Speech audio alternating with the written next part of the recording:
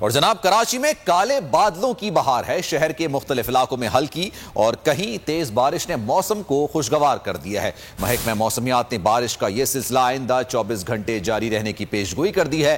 گلگت بلتستان اور کشمیر میں شدید برفباری، لینڈ سلائیڈنگ کے باعث راستے بند ہو گئے۔ پنجاب اور کے پی میں بھی ہلکی بارش کا سلسلہ وقفے سے جاری ہے۔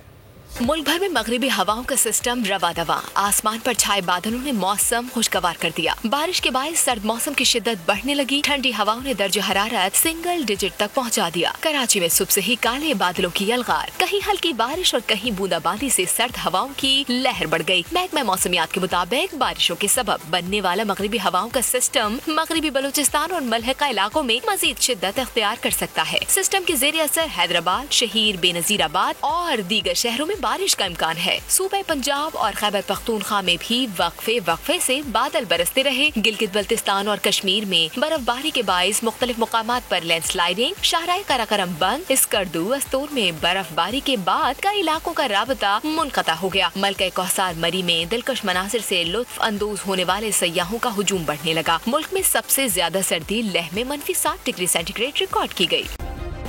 سبسکرائب کریں اور بیل دبائیں تاکہ کوئی خبر رہ نہ جائے۔